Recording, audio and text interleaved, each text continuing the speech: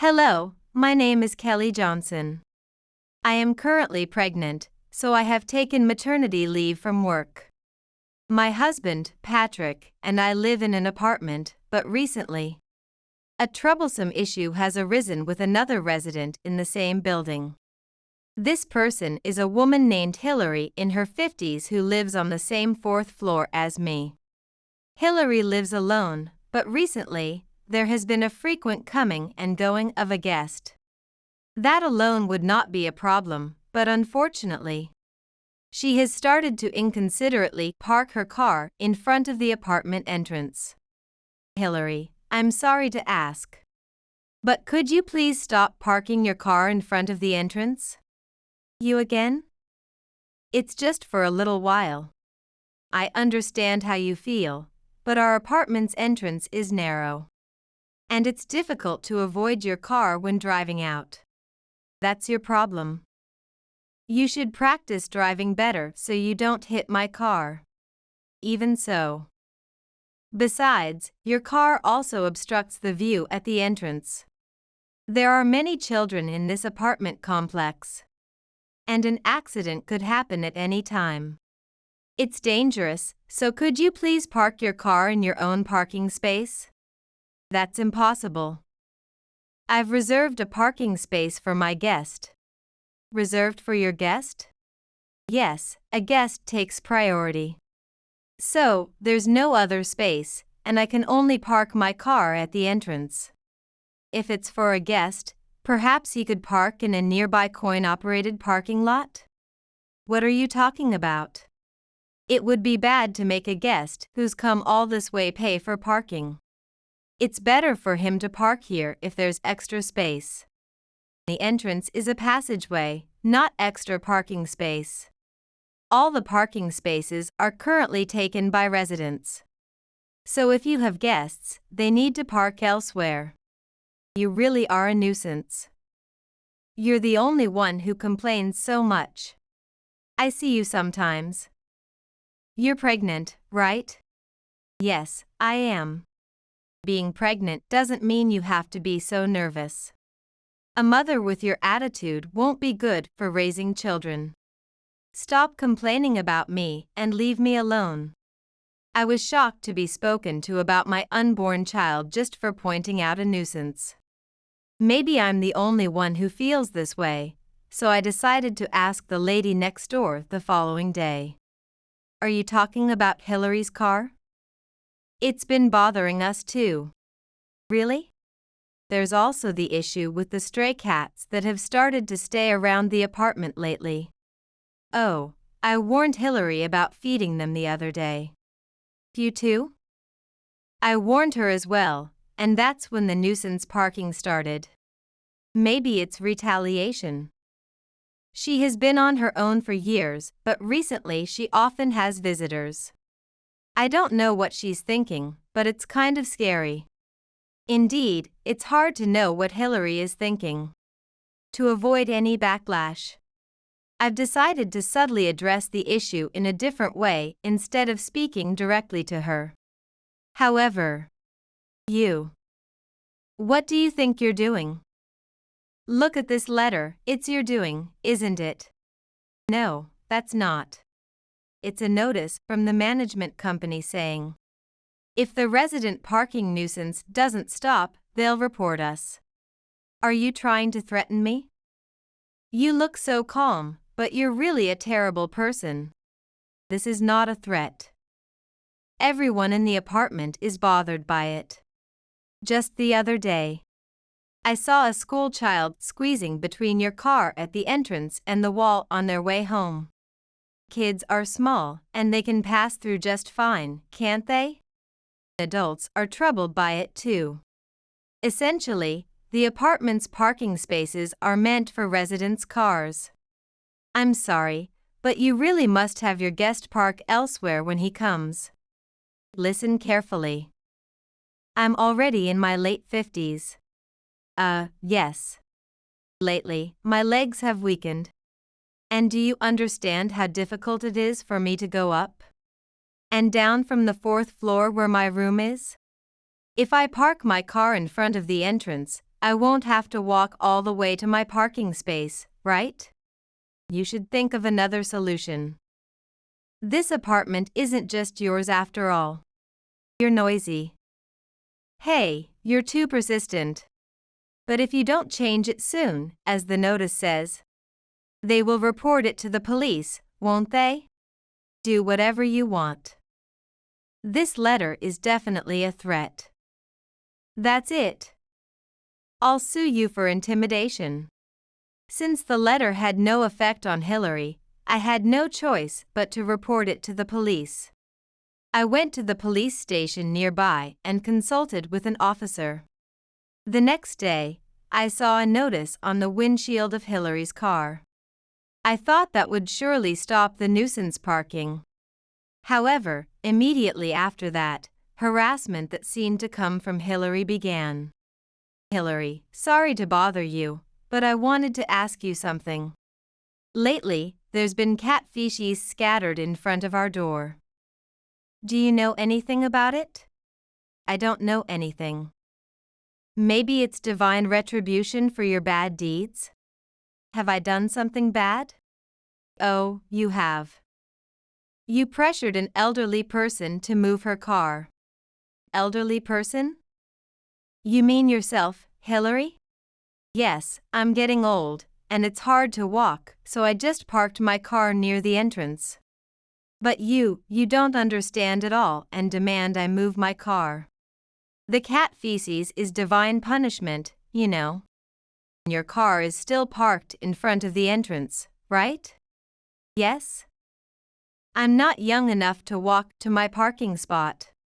There was a weird notice on my car, but I crumpled it up and threw it away. Hillary. I think someone is deliberately placing cat feces in front of our door. This apartment complex prohibits pets, and we live on the 4th floor. So it's unlikely that a stray cat would climb the stairs. So what? You're just speculating. Do you have any proof that it was done by a human? Well, could you stop contacting me already? I don't have time to deal with your complaints. If you keep making strange accusations, you'll receive divine punishment again. After that, Hillary's harassment only got worse. Not only was the entrance covered in cat feces, but it was also flooded with water. And bags filled with garbage were hung on the doorknob. I thought I was doing the right thing, but the cause of the trouble seemed to be with me. So much so that I started to feel responsible. With the harassment continuing, I ended up cleaning the entrance every time it was defiled, as it was also a nuisance to other residents. My health deteriorated day by day, and at the hospital, I was told there was a risk of premature birth and was ordered to rest completely, which was a huge shock. I had been enduring without worrying my husband, but I reached my limit. That evening, I finally discussed Hillary's behavior with my husband. What do you think about that nuisance parking? The car at the entrance? I've been concerned about it too. I wanted to say something, but I didn't know whose car it was. Is it only parked there when I pass by in the morning and at night? No, it's there all day. A resident's car? It's Hillary's, from the same 4th floor as us. I've asked the management company to send her a notice, but it didn't help. And even a police notice had no effect. When I confronted her, she started harassing me. Harassment? What do you mean by that? Tell me more. It started with insults over Messenger, but lately, there's been garbage left in front of our door. I think it's Hillary, but she won't admit it, so I don't know what to do. I see. How's your health been lately?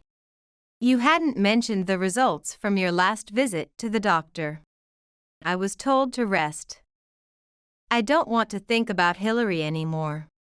I wish you had told me sooner, but it's also my fault for not noticing. You are more important to me than my job. I want you to remember that. Yeah. It's Hillary, right? I understand. I'll gather undeniable evidence and report her myself, so you don't have to do anything, Kelly. Don't worry anymore, just rest easy. Thank you. Hillary's nuisance actions were not limited to parking her car. They extended to attacking me, and there was no way to prevent it despite repeated warnings. When my husband came home, he saved screenshots of my messenger conversations with her and took photos of her car's license plate. He also installed security cameras to identify the perpetrator of the harassment against our home. Thanks to the security camera, the culprit was quickly identified. Several weeks after gathering these pieces of evidence and filing a complaint with the police, I received a final message from Hillary. This is your doing, isn't it? I will never forgive you. What are you talking about? You've ruined my life because of you. I think being evicted from the apartment is unavoidable. It seems you were bringing stray cats into your room despite it being a pet-free apartment, right? So what? I was just feeding them because I felt sorry for them. Oh, you felt sorry for the cats and took them in? I heard from the police that you were using them to bring men into your apartment. He just liked cats too. So the frequent visitor was your boyfriend. You lied about having a cat in a pet-free apartment and even lived together, huh? This is my room. What's wrong with living together? Without the landlord's permission, right? Using cats to charm men into paying the rent you were behind on is considered fraud, you know? You. I will never forgive you. I'll make you regret ever talking to me like that. Hillary, if you do anything more, you're only tightening the noose around your own neck. If you attempt to contact us in the future, we will report you immediately. Hillary's room was in shambles due to the stray cats, and cleaning services were frequently visiting for a while. The harassment at our entrance is considered criminal damage. She is also under investigation for living with a man without applying and having him pay the rent. Since this incident, my husband has been more considerate of my health, coming home early to help with housework. For our soon-to-arrive baby, I want to spend happy times with just my husband and me from now on.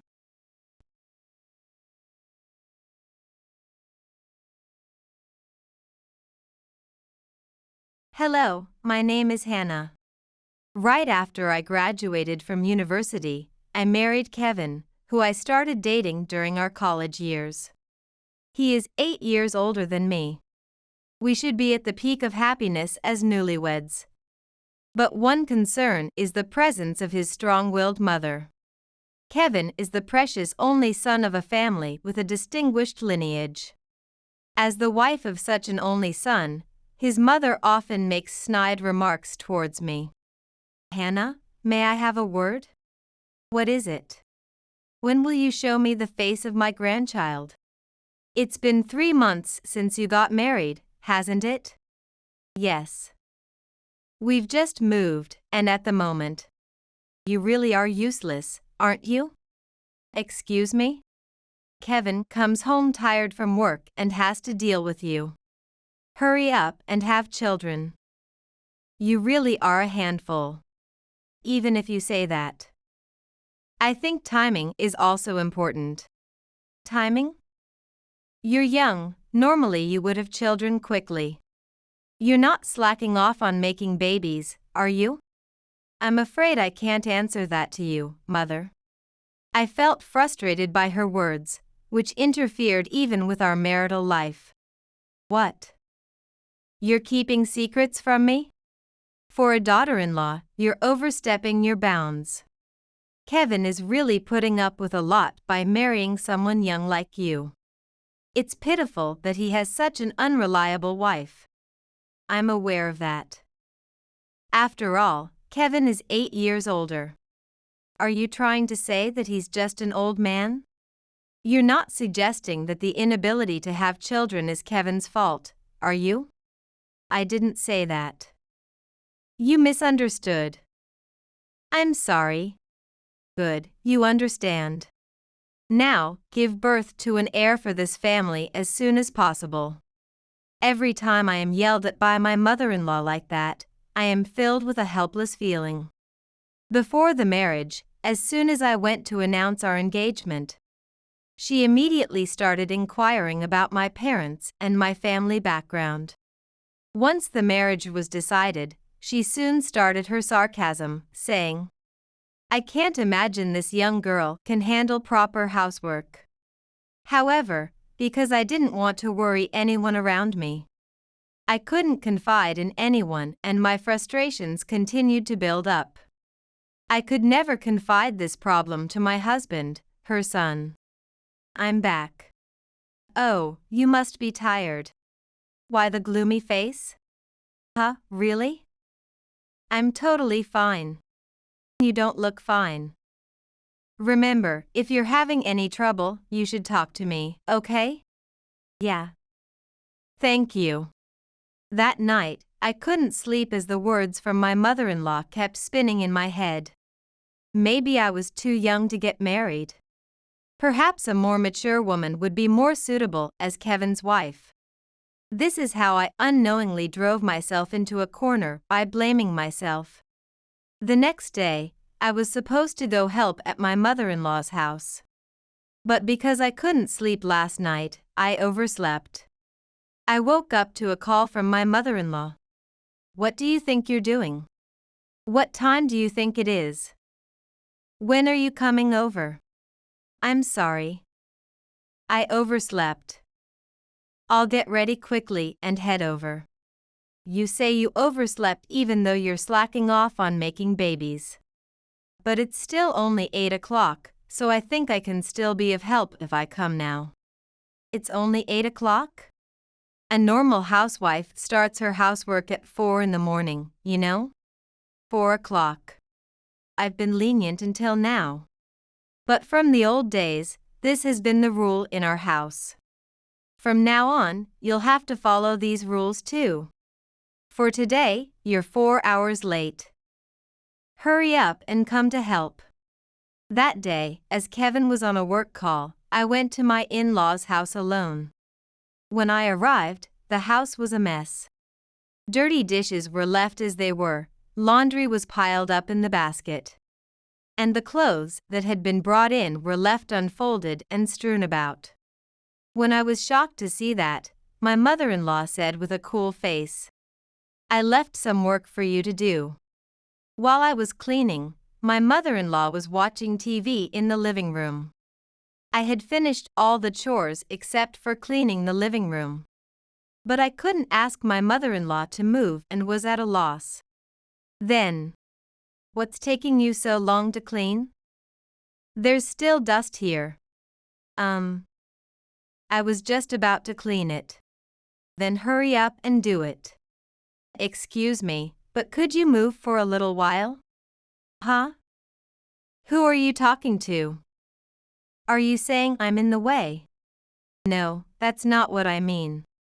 Are you treating Kevin like he's in the way at home too? Frankly, you are the nuisance here." I was so frustrated to be spoken to like this just for cleaning. But I couldn't say anything back and just stood there, when suddenly I heard a voice from behind. "What has been going on here?" "Kevin. You weren't supposed to work today.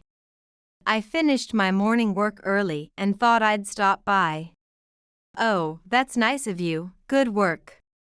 We were just talking about yesterday's drama, right?" "Hannah?" "Yes. Mom, you can clean your own house, right?" I thought it was strange when Hannah said she was going to help at your house. But it turns out it's just your chores.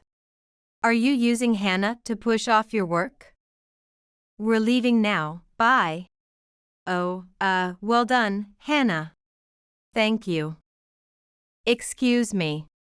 I left the in-laws' house almost being dragged away by Kevin.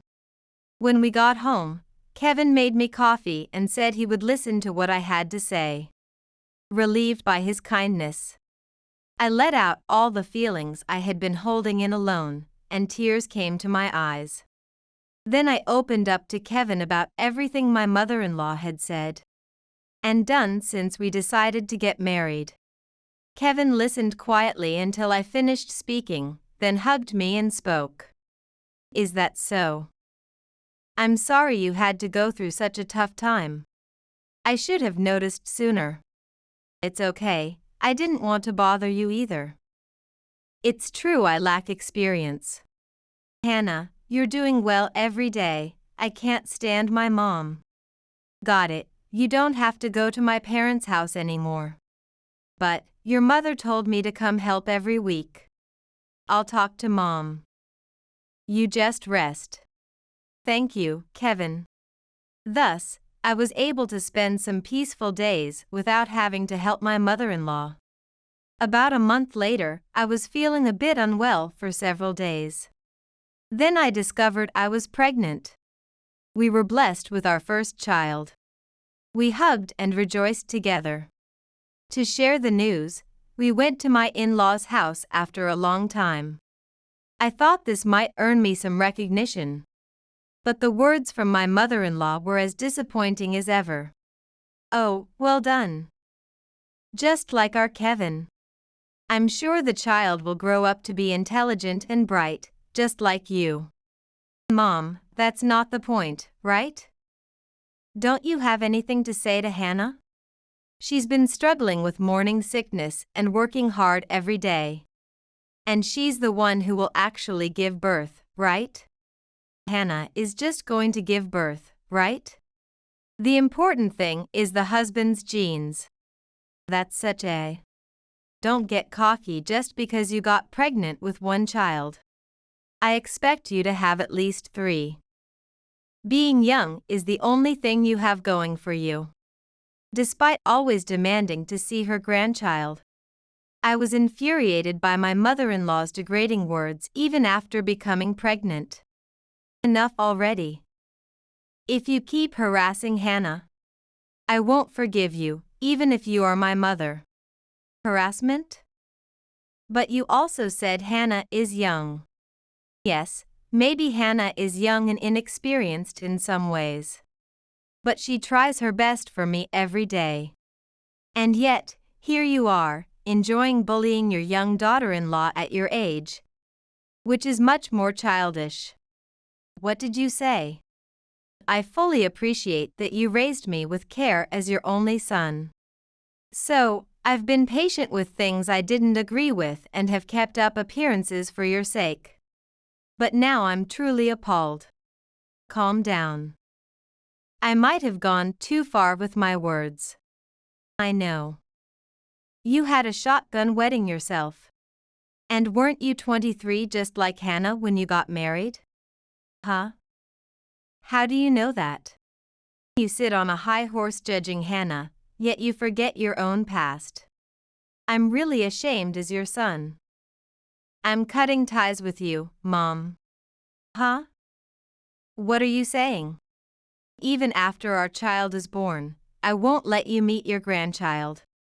We're moving far away, so don't interfere with us anymore. Bye. No, you're kidding, right?